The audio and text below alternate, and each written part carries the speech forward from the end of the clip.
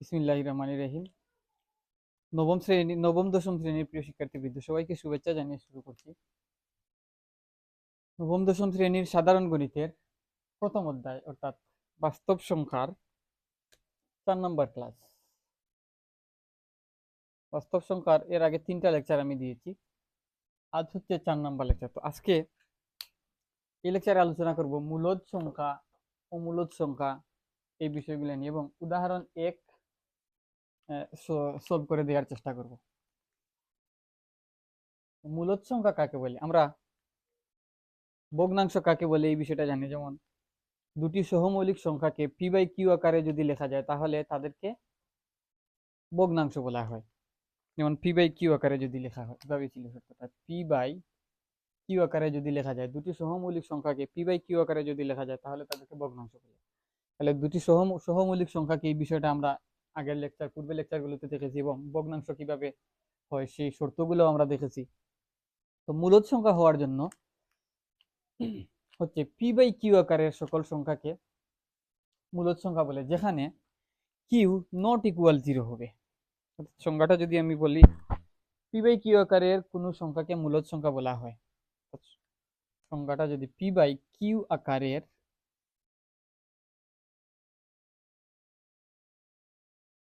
সংখ্যাকে মূলদ সংখ্যা বলে।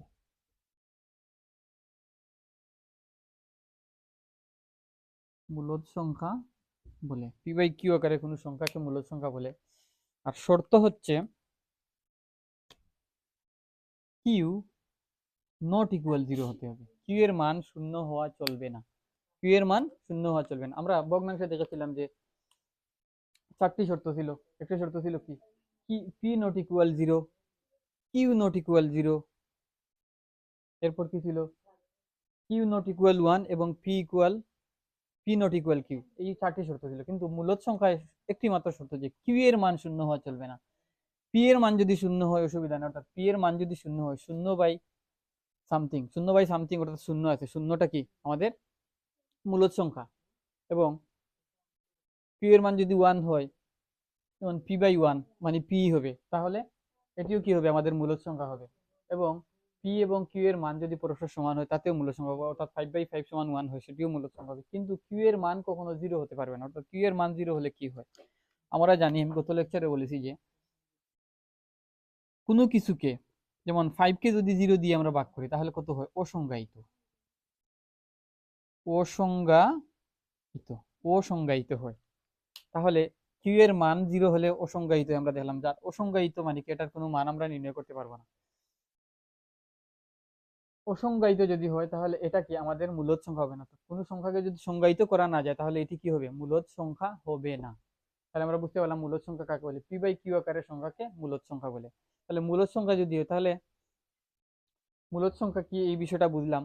মূলদ সংখ্যা যদি আমরা এখন বলতে চাই যে 0 একটি মূলদ সংখ্যা, 1 মূলদ সংখ্যা, -1 মূলদ সংখ্যা, -2 মূলদ সংখ্যা, 2 মূলদ সংখ্যা, আবার 1.56 এটিও মূলদ সংখ্যা, 1.566 অর্থাৎ 6 পুনঃপুনিক, এটিও মূলদ সংখ্যা। কিন্তু মূলদ সংখ্যা হবে না এইটাই, অর্থাৎ আমরা দশমিক ভগ্নাংশ দেখে আসছি যে সসীম দশমিক ভগ্নাংশ এবং অসীম দশমিক ভগ্নাংশ।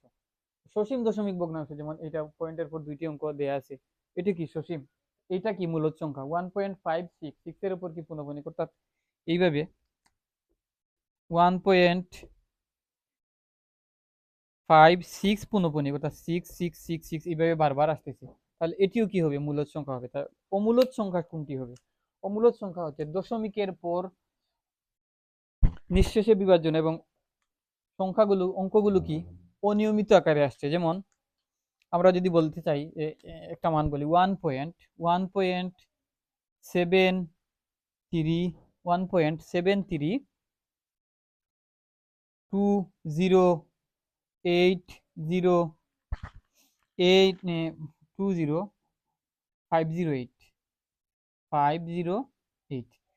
এই সংখ্যাটি হচ্ছে কি, এইভাবে ডট ডট ডট এইভাবে কি চলতেই আছে। এই সংখ্যাটি দেখো, পয়েন্ট দশমিকের পর 7, তারপর 3, তারপর 2, তারপর 0, তারপর 5, তারপর 0, তারপর 8, এরপরে কি আসবে আমরা জানি না। এরপরে যদি শূন্য আসে, শূন্য এরপরে 7 আসে, অর্থাৎ এটি হচ্ছে কি, এই সংখ্যাটি হচ্ছে √3 এর মান √3 এর মান হচ্ছে এটি 1.7320508007 আর সামথিং এইভাবে আছে।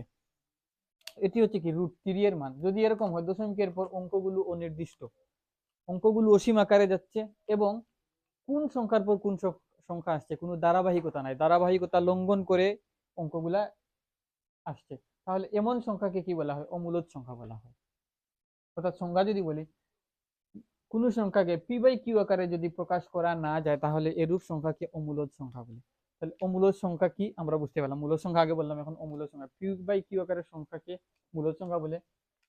যদি কোনো সংখ্যাকে p/q আকারে লেখা না যায় তাহলে সেই সংখ্যাগুলোকে কি বলা হয়? অমূলদ সংখ্যা বলা হয়। অমূলদ সংখ্যা কি এবং একটি উদাহরণের সাহায্যে আমরা চিনলাম।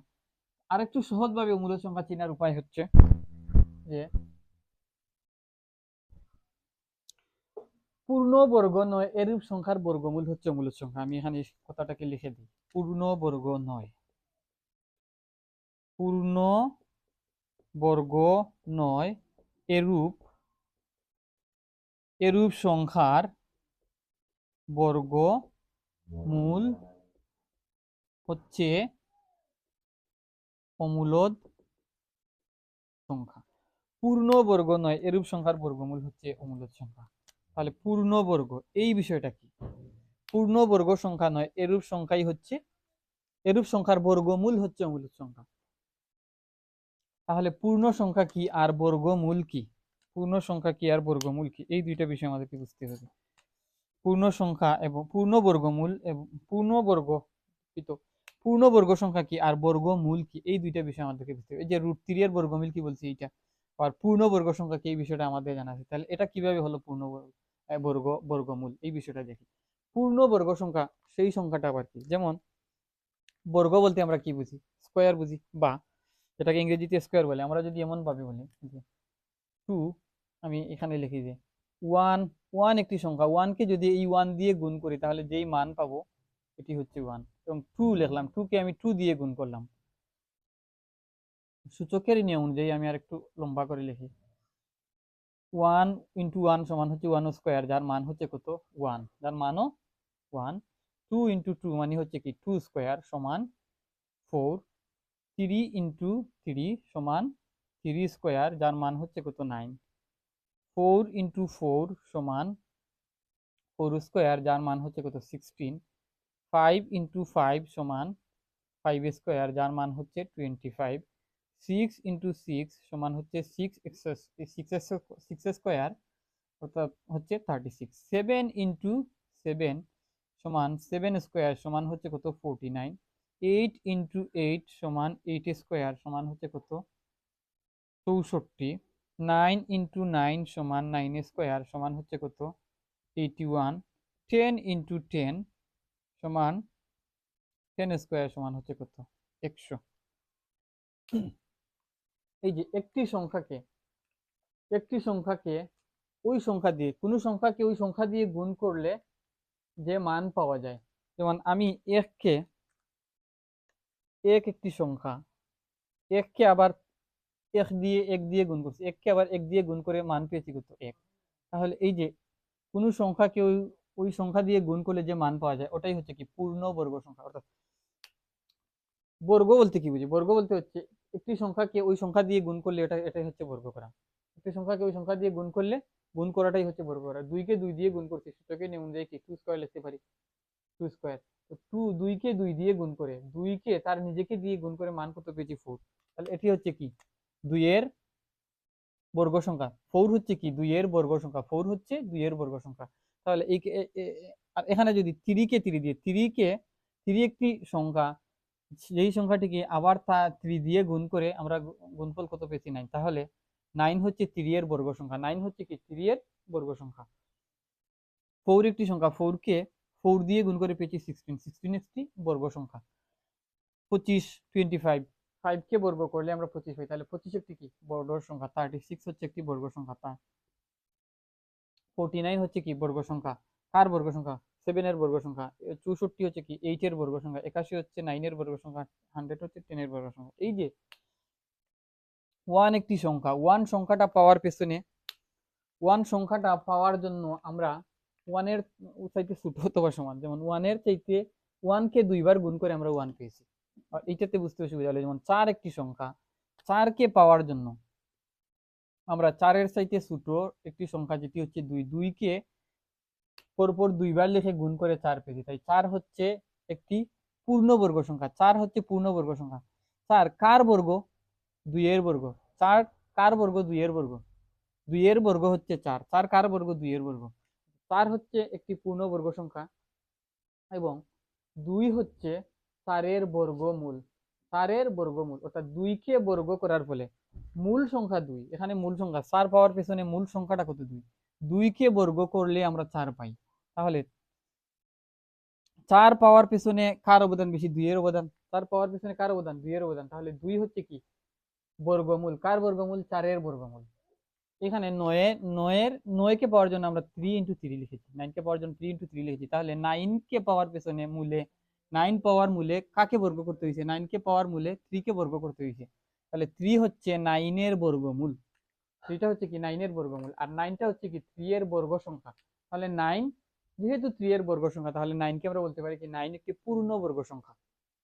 আবার 16কে পাওয়ার পেছনে 16 পাওয়ার পেছনে কোন সংখ্যা দুইবার গুণ করেছি? 16কে পাওয়ার মূলে কোন সংখ্যাকে দুইবার গুণ করেছি? 16 পাওয়ার মূলে 4 সংখ্যাকে দুইবার গুণ করেছি, অর্থাৎ 4কে বর্গ করেছি, 16 পেয়েছি। তাহলে 4 হচ্ছে 16 এর বর্গমূল। 16 এর বর্গমূল হচ্ছে 4 এবং 4 এর বর্গ সংখ্যা হচ্ছে 16। তাহলে 16 হচ্ছে একটি কি? পূর্ণবর্গ সংখ্যা। 16 হচ্ছে কি? একটা পূর্ণবর্গ সংখ্যা। 16 কি? পূর্ণ সংখ্যায় পড়ে। তারপর কি? বর্গ সংখ্যাও। 16 একই সাথে পূর্ণ সংখ্যা, 16 অবশ্যই পূর্ণ সংখ্যা এবং বর্গ সংখ্যা। কার বর্গ সংখ্যা? 4 এর বর্গ সংখ্যা। তাহলে 16 হচ্ছে কি? পূর্ণ বর্গ সংখ্যা। আশা করি বুঝতে পারছি। 25 পাওয়ার পেছনে বা 25 পাওয়ার মূলে কোন সংখ্যার অবদান বেশি? 25 পাওয়ার মূলে 5 এর অবদান বেশি, অর্থাৎ 5কে বর্গ করলে আমরা 25 পাই। তাহলে 5 হচ্ছে 25 এর বর্গমূল হচ্ছে 5। 25 এর বর্গমূল হচ্ছে 5। 25 পাওয়ার জন্য কোন সংখ্যাকে বর্গ করলে? 25 পাওয়ার মূলে কোন সংখ্যাকে বর্গ করলে? বিষয়টা যদি আমরা ব্যাকরণগতভাবে দেখি, 25 পাওয়ার মূলে কোন সংখ্যাকে বর্গ করতে হয়? তাহলে 25 পাওয়ার মূলে 5 সংখ্যাটিকে বর্গ করতে হয়। তাহলে 5 হচ্ছে 25 এর বর্গমূল। আর 25 হচ্ছে একটি পূর্ণবর্গ সংখ্যা। 25 হচ্ছে একটি পূর্ণ সংখ্যা। আর 25 পাওয়ার পেছনে 5 সংখ্যাটাকে বর্গ করতে হয়েছে। তাইলে 25 হচ্ছে পূর্ণ সংখ্যা, একই সাথে কি? বর্গ সংখ্যা। কার বর্গ সংখ্যা? 5 এর বর্গ সংখ্যা। তাহলে 25 হচ্ছে কি? পূর্ণবর্গ সংখ্যা। তাহলে এইভাবে যদি 64-র কথা বলি, 64 পাওয়ার মূলে কোন সংখ্যাকে বর্গ করতে হয়েছে? 8কে বর্গ করতে হয়েছে। তাহলে 64 এর বর্গমূল হচ্ছে 8 এবং 8কে বর্গ করে 64 পেয়েছি। তাহলে 8 এর বর্গ সংখ্যা হচ্ছে 64। আর যেহেতু 64 একটি পূর্ণ সংখ্যা, তাহলে আমরা বলতে পারি 64 হচ্ছে কি? একটি পূর্ণবর্গ সংখ্যা। 64 8 এর বর্গ সংখ্যা, একই সাথে 64 হচ্ছে পূর্ণ সংখ্যা। তাহলে বলতে পারি কি? 64 একটি পূর্ণবর্গ সংখ্যা। তাহলে পূর্ণ সংখ্যা যোগ বর্গ সংখ্যা। পূর্ণ সংখ্যা যোগ বর্গ সংখ্যা মিলে কি? পূর্ণবর্গ সংখ্যা। আর 8 হচ্ছে কি? বর্গ সংখ্যা পাওয়ার পেছনে মূল। বর্গ সংখ্যা পাওয়ার পেছনে 64 একটি বর্গ সংখ্যা, যেই বর্গ সংখ্যা পাওয়ার পেছনে মূল হচ্ছে 8। তাহলে 8 হচ্ছে কি? 64 এর বর্গমূল। এই বিষয়টা আমরা বর্গ সংখ্যা কাকে বলে এবং বর্গমূল কাকে বলে, পূর্ণ বর্গ সংখ্যা কাকে বলে এবং বর্গমূল কাকে বলে, এই বিষয়টা আমরা বুঝতে পারছি। তো বর্গমূল অর্থাৎ যেমন 16 একটি সংখ্যা, 16কে পাওয়ার মূলে কোন সংখ্যাকে বর্গ করতে হয়েছে, এটা বোঝানোর জন্য আমরা এইভাবে একটা কি এই একটা চিহ্ন দিয়ে এটাকে বলা হয় কি? Root over. রুট ওভার, এটাকে বলা হয় রুট ওভার। এটাকে বলা হয় রুট ওভার। তো রুট ওভার 16 মানে হচ্ছে কি? যে কোন সংখ্যাটাকে বর্গ করলে 16 পাওয়া যায়, অর্থাৎ 4কে বর্গ করলে 16 পাওয়া যায়। যদি এখানে প্লাস মাইনাস 4 হবে, অর্থাৎ -4 ইন্টু -4, -4 ইন্টু -4 সমান -4 স্কোয়ার, অর্থাৎ -4 কে বর্গ করলেও 16 হয়, আবার +4 কে বর্গ করলেও 16 হয়। তো এই জন্য রুট ওভারের পর প্লাস এবং মাইনাস উভয় চিহ্নই দিতে হয়। তো আমরা দিলাম প্লাস মাইনাস দিলাম, অসুবিধা নেই। তো পূর্ণ বর্গ সংখ্যা কাকে বলে, এই বিষয়টা বুঝলাম। তাহলে পূর্ণ বর্গ সংখ্যা যদি বুঝে থাকি, তাহলে এখন আমি আগে বলেছি যে পূর্ণ বর্গ সংখ্যা নয় এরূপ সংখ্যার বর্গমূল হচ্ছে অমূলদ সংখ্যা। তাহলে এক পূর্ণ সংখ্যা, এক পূর্ণ বর্গ সংখ্যা, দুই পূর্ণবর্গ সংখ্যা নয়, দুই পূর্ণবর্গ সংখ্যা নয়। তাহলে দুই যেহেতু পূর্ণবর্গ সংখ্যা নয়, তাহলে দুই এর বর্গমূল, বর্গমূল মানে কি রুট ওভার, দুই এর বর্গমূল, দুই যেহেতু পূর্ণবর্গ সংখ্যা নয়, তাহলে দুই যেহেতু পূর্ণবর্গ সংখ্যা নয়, তাহলে দুই এর বর্গমূল যদি নেই, তাহলে এটি হবে একটি কি অমূলদ সংখ্যা। যেমন 3 একটি পূর্ণবর্গ সংখ্যা নয়, 3 কি পূর্ণবর্গ সংখ্যা নয়, তাহলে 3 এর বর্গমূল কত হবে, 3 এর বর্গমূল একটি অমূলদ সংখ্যা হবে। অমূলদ সংখ্যার সংখ্যায় আমরা কি দিয়েছি, 1.73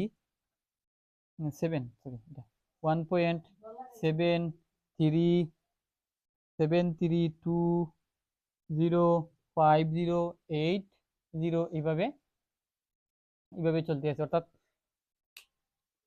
√3 কে যদি বর্গমূল করি, √3 বর্গমূল যদি নেই, এইরকম একটি সংখ্যা হবে। অর্থাৎ দশমিকের পর সংখ্যাগুলো কি সংখ্যাগুলো অনির্দিষ্ট এবং অসীম আকারে চলবে এবং ধারাবাহিকতা ছাড়া চলবে, তাহলে এটি হবে কি অমূলদ সংখ্যা। তাহলে অমূলদ সংখ্যা কি, এই বিষয়টা বুঝতে পারলাম। তাহলে পূর্ণবর্গ সংখ্যা নয়, একক সংখ্যার বর্গমূল হচ্ছে অমূলদ সংখ্যা, সহজভাবে বোঝার উপায়। আর অমূলদ সংখ্যা বলতে কি, যে দশমিকের পর দশমিকের পর অঙ্কগুলো যদি অসীম হয় এবং অসীম হওয়ার পেছনে, অসীম হওয়ার পর যদি অঙ্কগুলো অনিয়মিত আকারে থাকে, অর্থাৎ কোন অঙ্কের পর কোন অঙ্ক আসবে আমাদের ধারাবাহিকতা জানা না থাকে, তাহলে ওই রকম সংখ্যাগুলোকে কি বলবো, অমূলদ সংখ্যা বলবো। এই মূলদ এবং অমূলদ, এটি ছাড়া বাকি সব সংখ্যাই হচ্ছে কি মূলদ সংখ্যা। এই শর্ত ছাড়া বাকি সব সংখ্যাই হচ্ছে মূলদ সংখ্যা। তাহলে মূলদ সংখ্যা এবং অমূলদ সংখ্যা এই দুইটা নিয়েই হচ্ছে কি বাস্তব সংখ্যা। মূলদ সংখ্যাকে কিউ দ্বারা প্রকাশ করা হয় এবং অমূলদ সংখ্যাকে কিউ প্রাইম দ্বারা প্রকাশ করা হয়। এই দুইটা মিলেই হচ্ছে কি বাস্তব সংখ্যা। বাস্তব সংখ্যা যেটাকে বলা হয় রিয়েল নাম্বার, ক্যাপিটাল লেটারের আর দ্বারা প্রকাশ করা হয়, এইভাবেই লেখা হয় রিয়েল নাম্বার, রিয়েল নাম্বার আর দ্বারা প্রকাশ করা হয়। তাহলে বাস্তব সংখ্যা পর্যন্ত আমরা চলে আসলাম। এখন উদাহরণ 1 এর সলিউশনটা আমরা করব, √3 এবং উদাহরণ 1। আমি এখানে লিখি দিয়ে উদাহরণ 1, √3 ও 4 এর মধ্যে দুইটি অমূল্য সংখ্যা নির্ণয় করো। দুইটি অমূলদ সংখ্যা নির্ণয় করো, দুইটি অমূলদ সংখ্যা নির্ণয় করো। আমার লেখা এখানে বোঝা না গেলে প্রশ্ন দেয়া আছে উদাহরণ 1 এ। তো √3 এর অমূলদ, √3 এবং 4 এর মধ্যে, √3 এবং 4 এর মধ্যে দুইটি অমূলদ সংখ্যা নির্ণয় করো। তো √3 এর বর্গমূল, √3 এর মান কত হয়, বা 3 এর বর্গমূল আমি যদি বলি, √3 মানে কি 3 এর বর্গমূল। তো 3 এর বর্গমূল কিভাবে নির্ণয় করতে, বা 3 এর বর্গমূল কত হয়, যদিও বই এখানে দেয়া আছে √3 = 1.732058, এই মানটা দেয়া আছে √3 এই মানটা দেয়া আছে যে √3 = 1.732050 মেবি 7320508 এইভাবে আরো বিরাম দ্বারা চলছে। তো এই মানটা কিভাবে আসছে, এই মানটা কিভাবে আসছে, অর্থাৎ কোনো সংখ্যার বর্গমূল কিভাবে নির্ণয় করতে হয়। যেমন আমরা বলছি কি পূর্ণ বর্গ সংখ্যা নয়, এরূপ সংখ্যার বর্গমূল হচ্ছে মূলদ সংখ্যা। তাহলে √2, √3, √5, √6, √7, √8, √10, √11, √12, √13, √14 এই সংখ্যাগুলো কি পূর্ণবর্গ সংখ্যা নয়। তাহলে এগুলোর বর্গমূল কি হবে, বর্গমূল নিলে অমূলদ সংখ্যা আসবে। তাহলে আমাদেরকে √3 দিয়েছে, √3 এর বর্গমূল কিভাবে নির্ণয় করতে হয় আমরা এখন একটু দেখি। √3 এর বর্গমূল নির্ণয় করতে হয় কিভাবে আমরা দেখব। ভাগ প্রক্রিয়ার সাহায্যে বর্গমূল নির্ণয় কিভাবে করতে হয়, ক্যালকুলেটর দিয়ে তো আমরা অনায়াসে এই মানটা বের করতে পারি, আর আমাদের বইয়ে দেওয়াও আছে অলরেডি। তো আমরা ক্যালকুলেটর ছাড়া ভাগ প্রক্রিয়ার সাহায্যে কিভাবে বর্গমূল নির্ণয় করব, ওই প্রসেসটা আজকে আমরা দেখব। তো বর্গমূল নির্ণয়ের জন্য আমরা কি করব, ভাগ প্রক্রিয়া বর্গমূল, √3 এর বর্গমূল নির্ণয় করতে চাই। তাহলে এইভাবে একটা দাগ দেব, এইভাবে লম্বা একটা টান নেব এবং আমাদের ভাগ প্রক্রিয়ায় বর্গমূল নেয়ার জন্য পূর্ণ সংখ্যা হলে, যদি পূর্ণ সংখ্যা দশমিক সংখ্যা না থাকে, পূর্ণ সংখ্যা হলে আমাদের ডান দিক থেকে বাঁ দিক দিয়ে জুড়ায় জুড়ায় আসতে হয়। তাহলে এখানে কি জুড়ায় জুড়ায় দুটি করে আসতে হবে, দুটি দুটি করে নিয়ে আসতে হবে। যেহেতু এখানে দুইটা নাই একটাই আছে, তাহলে এখানে এই একটাই হবে। একটা দাগ আমি দিয়ে রাখলাম। এখন 3 সংখ্যাটি কত? 3। 3 এর চাইতে ছোট বাক প্রক্রিয়া আমি বর্গমূল নির্ণয় করতে চাই। 3 এর চাইতে ছোট এমন একটি সংখ্যা নিতে হবে, এমন একটি বর্গ সংখ্যা নিতে হবে। 3 এর চাইতে ছোট একটি বর্গ সংখ্যা নিতে হবে। তাহলে 3 এর চাইতে ছোট বর্গ সংখ্যা কত দেখি। আমি যদি 1 নেই, 1 কে বর্গ করলে কত হবে? 1 হবে। 2 যদি নেই, এমন একটি সংখ্যা নিতে হবে। বিষয়টা যদি এভাবে বলি, 3 এর চাইতে ছোট এমন একটি সংখ্যা নিতে হবে যেই সংখ্যাকে বর্গ করলে 3 এর চাইতে ছোট হয়। বা বিষয়টা আরেকটু ক্লিয়ার করে বলি। আমি একটি সংখ্যা নেব যেই সংখ্যাটিকে বর্গ করলে বর্গ সংখ্যাটি 3 এর চাইতে ছোট হবে। তাহলে আমি যদি এখানে 1 নেই, 1 কে বর্গ করি তাহলে 1 হয়, যা 3 এর চাইতে ছোট। আমি যদি 2 নেই, তাহলে 2 কে যদি বর্গ করি যেটি হবে 4, তাহলে 3 এর থেকে বড়। তাহলে আমি 2 নিতে পারবো না, নিব কোনটি? 1 নিব। এই বিষয়টা আসলে বুঝতে পারছি। এমন একটি সংখ্যা নেব যেই সংখ্যাকে বর্গ করলে 3 এর চাইতে ছোট হবে, 3 এর সমান অথবা ছোট হবে, 3 এর সমান অথবা ছোট হবে। তাহলে আমি যদি 2 নেই, 2 কে বর্গ করলে 3 এর 4 হয়, যেটা 3 এর চাইতে বেশি, তাহলে 3 কে নিতে পারবো না, 1 কে আমার নিতে হবে। তাহলে নিলাম আমি কত? 1। এখানে 1 দিয়ে বর্গ করলাম, যেহেতু এখানে 1 নিয়েছি তাহলে এখানেও 1। 1 দিয়ে আমি ভাগ করব, তাহলে এখানে 1 3 এর মধ্যে যায় কয়বার? একবার। তাহলে 1 একে 1। ভাগ প্রক্রিয়া আমাদের কি করতে হবে? বিয়োগ করতে হবে। 3 থেকে 1 বিয়োগ গেলে কত হয়? 2 হয়। 3 থেকে 1 বিয়োগ গেলে 2 হয়। এখন এরপরে কি করতে হয়? এরপরে হচ্ছে ভাগফল যত থাকে, ভাগফল যা থাকে এর দ্বিগুণ লিখতে হয়। ভাগফল আছে কত? 1। 1 এর দ্বিগুণ লিখতে হয়। 1 কে 2 দ্বারা গুণ করে কত হয়? 2 হয়। তাহলে 1 এর দ্বিগুণ হচ্ছে 2। তাহলে এখানে কত লিখবো? 2 লিখবো। এখানে 2 লিখবো। এবং 2 লেখার পর যেহেতু এখানে সংখ্যাটা কত? 3। এখানে সংখ্যাটা কত? 3।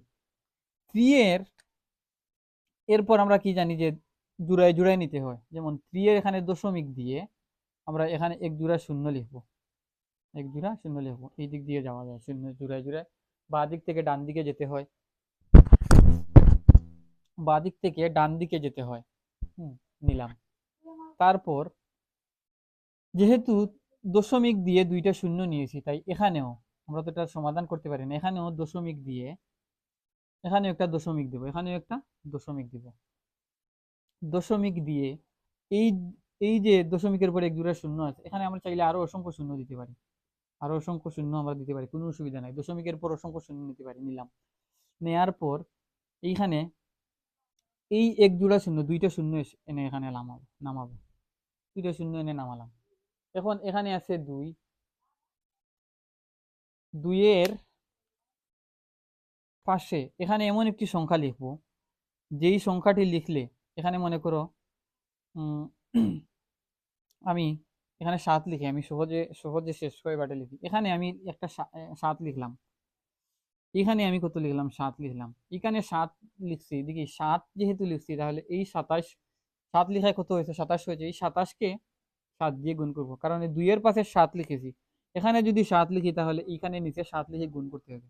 তাহলে 27 কে যদি 7 দিয়ে গুণ করি 196 হয়, মেবি 180, 189, 189 হয়। তাহলে 8 দিয়ে গুণ করলে 200 থেকে বেশি হবে। অর্থাৎ এমন সংখ্যা এখানে লিখতে হবে যেই সংখ্যাটি লেখার পর ওই ওই যে নতুন সংখ্যা তৈরি হবে। এখানে একটি সংখ্যা লিখলাম 7, 7 লেখার পাশে 7 লেখা এই সংখ্যাটি হচ্ছে 27। 27 কে এখানে 7 লেখার ফলে নিচেও 7 লিখবো। 27 কে 7 দিয়ে গুণ করলে গুণফলটা যেন 200 এর চাইতে কম হয়।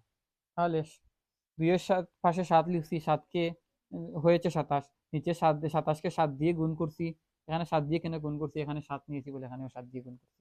27 কে 7 দিয়ে গুণ করলে হয় 189। 189 যা 200 থেকে ছোট, 200 সমান অথবা ছোট হবে। 200 সমান তো হয় না। আর 8 যদি লিখি তাহলে 200 চাইতে বেশি হয়ে যায়, তাহলে আমরা 8 এখানে নিতে পারবো না। তাহলে কত হলো? 189। আমরা এখানে লিখতে পারি কত? 189, 189।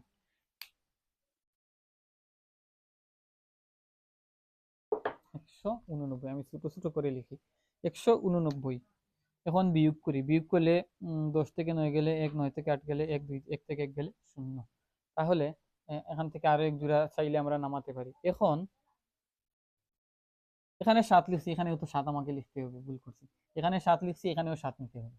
এখানে যা নিব এখানেও তাই নিব। এখন এরপরে করব কি, এরপরে হচ্ছে উপরে কত হয়েছে 1.7, 1.7। তো আমি 1.7 না নিয়ে 1.7 কল্পনা না করে আমি চিন্তা করবো এখানে আছে 17, এখানে তো 17 আছে, এই 17 এর দ্বিগুণ এখানে নিব। তাহলে এখানে 17 যদি দশমিক ছাড়া চিন্তা করবো, যা আছে তা চিন্তা করবো, তাহলে এখানে আছে 17, 17 এর দ্বিগুণ কত হবে 34 হবে। 217 কত হয় 34 হয়। এখন 34 হয়, 34 দিয়ে তো 11কে ভাগ করা যায় না, তাহলে কি করবো আরো দুইটা শূন্য এখান থেকে এনে নামাবো। তাহলে এই দুইটা শূন্য এসে এখানে নামবে, একটি শূন্য দুইটি শূন্য, আরো দুইটা শূন্য, আরো এক জোড়া শূন্য এসে নামবো। আরো এক জোড়া শূন্য এসে নামার ফলে কত হলো 1100 হলো। এখন 34-এর পাশে এখানে একটি সংখ্যা লিখবো, যেই সংখ্যাটি দিয়ে আবার এই পুরো সংখ্যাটিকে গুণ করব, গুণ করলে 1100 চাইতে 1100 সমান অথবা ছোট হবে। এবং এখানে যা লিখবো এটাকে তা দিয়ে গুণ করবো, আবার ওইখানে ওই সংখ্যাটাও লিখবো। যেমন আমি দেখে দেখে যদি লিখি, তাহলে এখানে লিখবো আমি 3 যদি লিখি, এখানে নীলকালি দিয়ে লিখি, এখানে যদি আমি 3 লিখি তাহলে তারপর 3 দিয়ে যদি গুণ করি, এখানে যেহেতু 3 নিছি 3 দিয়ে যদি গুণ করি তাহলে কত হয় 1029 হয়, 1029 হয়, 1029 হয়। 4 যদি লিখি, 4 দিয়ে গুণ করলে আমার 1100 চাইতে বেশি হয়ে যাবে। তাহলে এইখানে যেহেতু 3 নিছি 3 দিয়ে গুণ করে 1029 হয়েছে, এখানে যেহেতু 3 নিছি এখানেও আমি 3 লিখব। এখন বিয়োগ করি, এখানেও 3 লিখবো, সুন্দর করে লিখি 3টা 3। এখন বিয়োগ করি, বিয়োগ করার ফলে দেখি 10 থেকে 9 গেলে 1 গেলে 7, 71 হয়, 71 হয়। এখন 334, 343 দিয়ে তো 71 কে ভাগ করা যায় না, রাইট বলেন, 71 কে ভাগ করা যায় না। তাহলে কি করবো আরো দুইটি শূন্য এখান থেকে আরো এক জোড়া শূন্য এনে এভাবে নামাবো। তাহলে এখানে আরো দুইটা শূন্য এনে কি করলাম, আরো দুইটা শূন্য এনে নামালাম, আরো দুইটা শূন্য এনে এখানে নামালাম। 173 কে যদি আমরা এখন এইখানে কত হবে, এখানে হবে এইখানে যেই সংখ্যাটি আছে, এই যে সংখ্যাটি আছে 1.73, এই 1.73 কল্পনা না করে আমরা চিন্তা করবো কত আছে 173 আছে। এবং 173 কে আমরা 2 দিয়ে গুণ করে যে সংখ্যাটি পাবো ওই সংখ্যাটি এখানে আছে। তাহলে 173 কে যদি আমরা 2 দ্বারা গুণ করি তাহলে হয় 346, 346, তাহলে হয় কত 346 হয়, 346। এখন 346,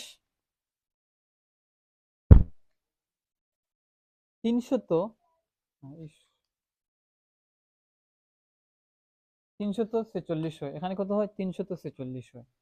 346 যদি হয় তাহলে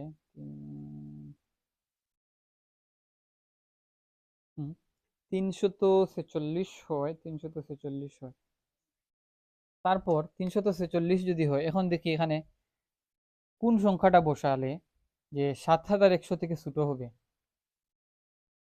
এখানে যদি শূন্য বসাই তাহলে শূন্য বসালে তো শূন্যই হয়, এটা হবে না। এখানে আমরা 2 বসাতে পারি, এখানে 2 বসাতে পারি, এখানে কত বসালাম 2 বসালাম, 2 বসালাম। এবং যেহেতু 2 বসাইছি তাহলে 2 দিয়ে এটাকে গুণ করব, 2 দিয়ে গুণ করলে কত হয় 4, 2 4 বা 212, 2 1 এবং 8 9 6 6 9 6924, 6924, 6924। যেহেতু এখানে আমরা 2 নিছি তাহলে এখানে একটা 2 লিখব, এখানে যেই সংখ্যা নিব এখানে সেই সংখ্যাটি লিখব। তাহলে এখানে কি লিখব 2 লিখব, লিখলাম। এখন এখান থেকে বিয়োগ করি, 10 থেকে 4 গেলে 6, 9 থেকে 2 গেলে 7। তারপর এখানে কত আছে 10 থেকে 9 গেলে 1, 176 হয়, 176 হয়, হ্যাঁ 176 হয়েছে, 176 হয়েছে। এখন এখন নীলকালি দিই এখন এইখানে কত লিখবো, এইখানে এক 1.732 হয়েছে, আমাদের কি দশমিকের পর 3 ঘর পাইছি, কারণ 1.732 এটাকে 1.732 কল্পনা না করে আমরা চিন্তা করবো কি 1732, 1732 হয়েছে, তাহলে 1732 কে 2 দ্বারা গুণ করলে যা হবে তা এখানে লিখবো। তাহলে 1732 কে যদি 2 দ্বারা গুণ করি তাহলে হয় 3464, 3464 অর্থাৎ 17 64 32 64, 17 3464 হয়, 3464 হয়, 3464 হয়। এখন 3464 যদি হয়, 3464 দিয়ে আমরা 176 কে ভাগ করতে পারছি না, তাহলে কি করব, আবার এক জোড়া শূন্য এনে এখানে নামাবো, তাহলে ওই যে শূন্য জোড়া আছে এখানে এনে নামাবো। তাহলে এখন কত হলো, 1,17,600, 17,600 হলো, 17,000 কত হলো, 600 হলো। এখন 17,600 যদি এখানে যদি আমি মনে করো, এখানে আছে কত 3,464, 3,464, আর আমার এখানে আছে 17,600। এখন এইখানে কোনো একটি সংখ্যা তো আমাকে নিতে হবে, কোনো একটি অঙ্ক তো আমাকে বসাতে হবে। কত বসাবো, আমি যদি এখানে 1 বসাই, একবার দেখা, এখানে যদি আমি 1 বসাই তাহলে 34,641 হয়। আমি কিন্তু এখান থেকে শূন্য দুইটা নামাইছি, এখানে শূন্য দুইটা কিন্তু নামাইছি, এখানে ছিল কত 176 ছিল, আর এইটাকে দ্বিগুণ করে 3464 আমি পাইছি, পাওয়ার পর এটা বিয়োগ করে 176 হয়েছে, 176 হয়েছে, আর এইটাকে দ্বিগুণ করে 3464 পাইছি। এখন 3,464 দিয়ে আমি 176 কে ভাগ করতে পারতেছি না, তাই কি করছি, এখান থেকে দুইটা শূন্য এনে আমি নামাইছি, আমি নীল কালি দিয়ে লিখছিলাম, এখানে দুইটা শূন্য এনে আমি নামাইছিলাম, একটা শূন্য, দুইটা শূন্য এনে আমি নামাইছিলাম। এখন হয়েছে কত, 17,600 হয়েছে।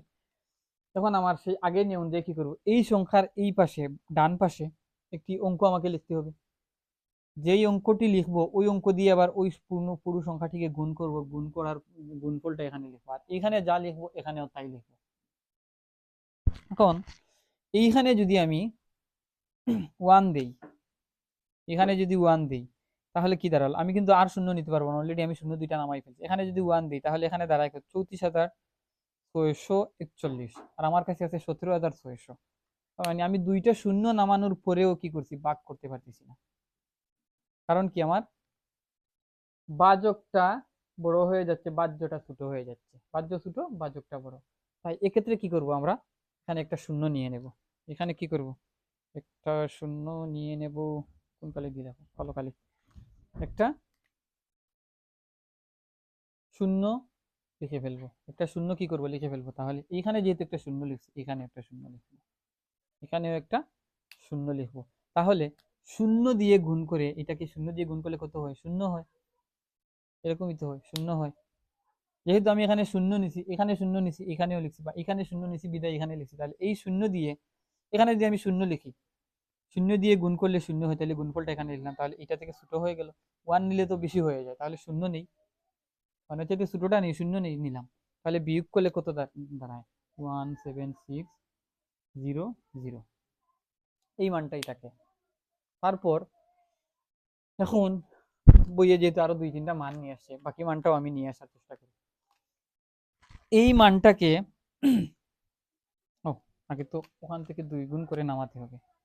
এখানে কত আছে, 1.7320, 1.7320 আছে।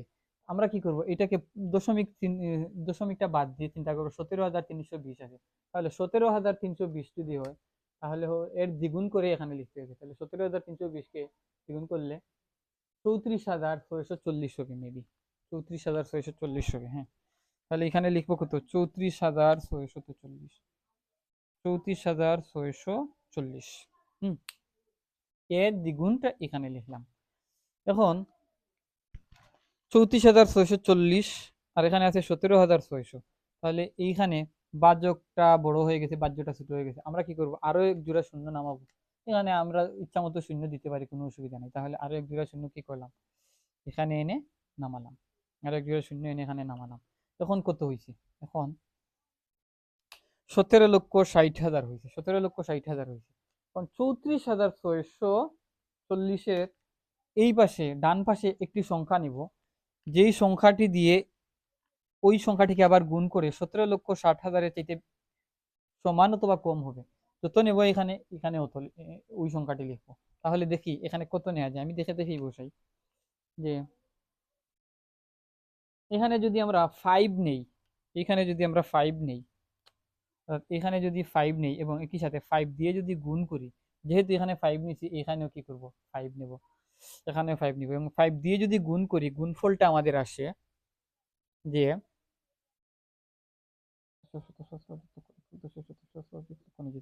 5 দিয়ে যদি আমরা গুণ করি তাহলে আসে 17,32,025, 17,32,025 এবং এইটা থেকে যদি এটা বিয়োগ করি বিয়োগফলটা হবে 27, 579, এটা হবে কত 579, 57972 এই মানটা হবে। এবং এখন আমি এটাকে একটু আমি চাপাইয়া লেখার চেষ্টা করি, একটু একটু একটু একটু এগুলাকে মুছি মুছি মুছি মুছি মুছি মুছার পর এই এই মানটাকে একটু এবার উপরে এনে লিখি, এই মানগুলোকে একটু উপরে এনে লিখি যে 34,64,05, হ্যাঁ 34,64,05, 17,60, 3টা 0, 17,32,025, বিয়োগফলটা কত হয় 57972,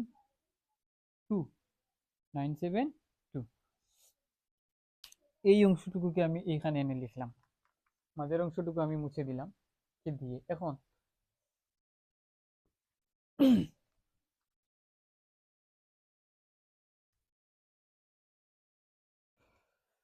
এখন এই যে সংখ্যাটি আছে একক দশক শতক সহস্র অযুত লক্ষ 1,73,205, এর দ্বিগুণ কত হবে, দ্বিগুণ একে দুই দ্বারা গুণ করে যা হবে সেই মানটা এনে এখানে লিখবো। তাহলে একে যদি আমি 2 দ্বারা গুণ করি তাহলে হবে 5 এর পরেরটা হবে 34,64,100, 34,64,100 হবে, এই মানটাই হবে। এই সংখ্যাটিকে যদি দ্বিগুণ করি তাহলে এই মানটা হবে, লিখলাম।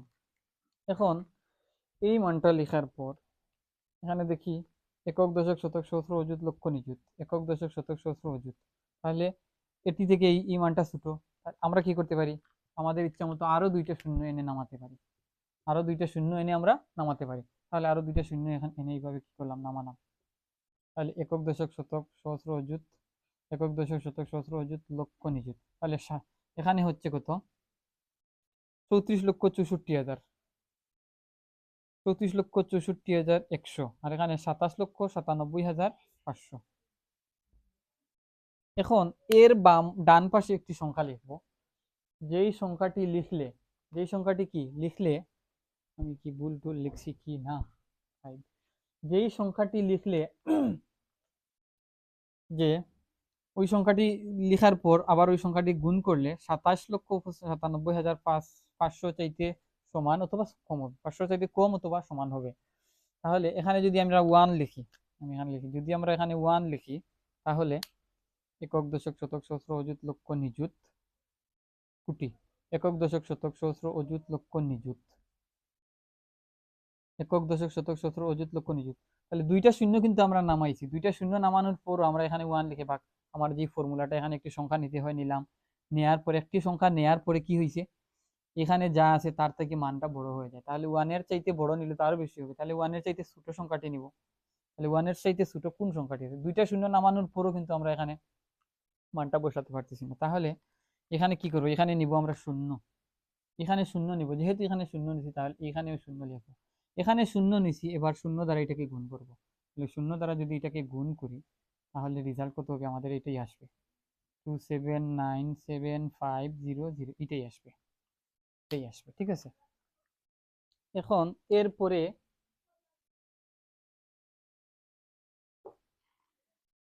100 100, হ্যাঁ 100। তারপর কি করছি কি, আরো একটা শূন্য এখানে নিছি, 5 0, এখানেও 0 নিলাম। আচ্ছা ঠিক আছে। এরপর এরপর আর একটা করি, একটা বা দুইটা করি।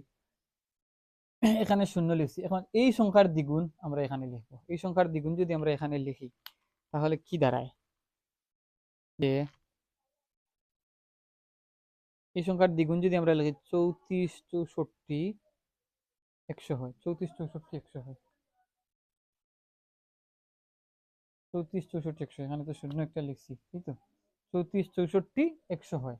তাহলে কি দাঁড়ায় এখানে, 34 64 100 হয়। এই সংখ্যার দ্বিগুণ আমরা এটা পাই, 34 64 100 পাই। এখন এই সংখ্যার দ্বিগুণ, এখন এখানে একটা সংখ্যা লিখবো, যেই সংখ্যাটি 508 মেবি, যেই সংখ্যাটি হবে আমাদের, যেই সংখ্যাটি দিয়ে গুণ করলে আমাদের এই সংখ্যার চাইতে ছোট অথবা সমান হবে, এবং এখানে যা লিখবো এখানে তা লিখবো। তা আমরা যেহেতু আমি আগে বের করে রাখছি, তাহলে এখানে নেব কত, 8 নেব। এখানে যদি আমরা 8 নিই তাহলে এটাকে যদি 8 দিয়ে গুণ করি তাহলে গুণফলটা দাঁড়ায় আমাদের, ও দুইটা শূন্য তো আমাদেরকে নিতে হবে এখান থেকে, দুইটা শূন্য এখানে, এই মান আর এই মান তো ছোট হয়ে যায়। একক দশক শতক সহস্র অযুত লক্ষ নিযুত, একক দশক শতক সহস্র অযুত লক্ষ নিযুত। তাহলে এখানে এটা ছাড়া যদি আমি আবার দেখাই, এটা না নিয়ে যদি লিখি একক দশক শতক সহস্র অযুত লক্ষ নিযুত, একক দশক শতক সহস্র অযুত লক্ষ নিযুত, তাহলে এখানে হচ্ছে কত, 27 লক্ষ, এখানে হচ্ছে 34 লক্ষ। তাহলে এটা এমনিতেই বড় হয়ে যায়, এটা এমনিতেই বড় হয়ে যায়। তাহলে আরো দুইটা শূন্য আমাদেরকে এনে কি করতে হবে, নামাতে হবে। আরো দুইটা শূন্য এনে আমাদেরকে নামাতে হবে, নামাই। এখানে বুঝাইলাম যে আরো দুইটা শূন্য এনে আমরা নামালাম। তাহলে 27 শতক সহস্র অযুত লক্ষ নিযুত কোটি, একক দশক শতক সহস্র অযুত লক্ষ নিযুত কোটি, 27 কোটি 97 লক্ষ 50 হাজার হয়েছে, 27 কোটি 97 লক্ষ 50 হাজার হয়েছে। এখন এইখানে আমরা একটি সংখ্যা নেব, একক দশক শতক সহস্র অযুত, একক দশক সহস্র অযুত লক্ষ নিযুত। তাহলে এইটা এখন কি ছোট আছে, এইটা বড় আছে, তাহলে এইটা এখানে যদি আমরা এখানে একটি সংখ্যা নেব, যেইটা নিলে একক দশক শতক সহস্র অযুত লক্ষ নিযুত কোটি, এখানে আছে 27 কোটি, এখানে হচ্ছে কত, এখন 3 কোটি হয়। তাহলে এখানে একটি সংখ্যা নেব, যে সংখ্যাটি আমি অন্য কালার দিয়ে দেখাই, সেই সংখ্যাটি আমি একটি 8 নিলাম, আর 8 নিয়ে 8 দ্বারা, যেহেতু 8 নিয়েছি এখানে 8 দ্বারা গুণ করলাম, 8 দ্বারা গুণ করে আমার হচ্ছে কত, 27 কোটি 71 লক্ষ, আমি এবার লিখতে পারি যে 27 কোটি 71 লক্ষ, 27 কোটি 71 লক্ষ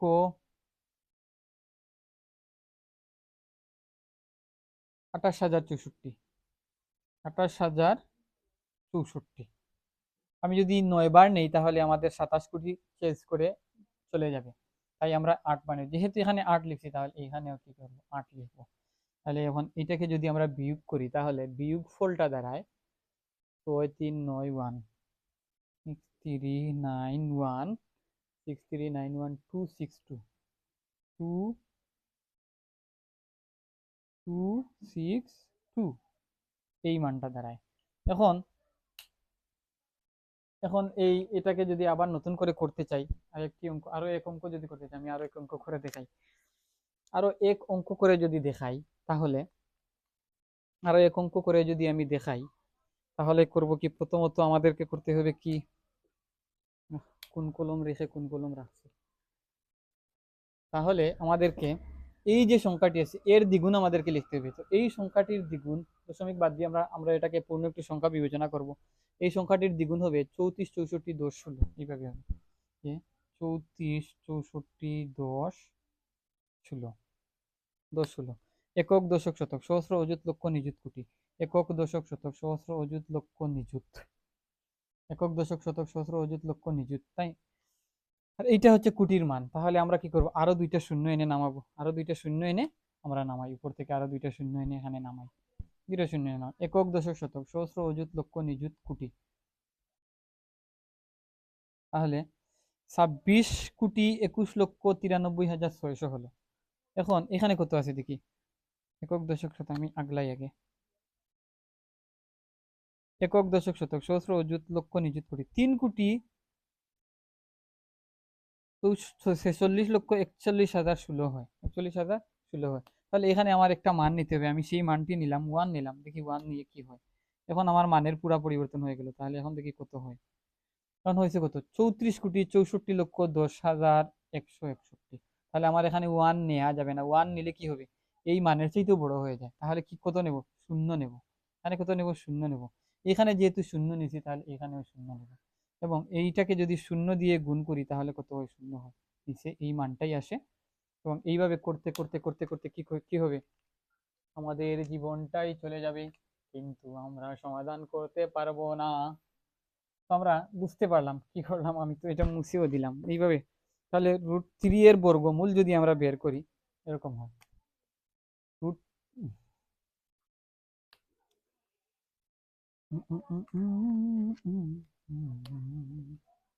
√3 সমান, √3 এর বর্গমূল যদি আমরা বের করি, 1.73273250, 73205080 ডট ডট এইভাবে আসে।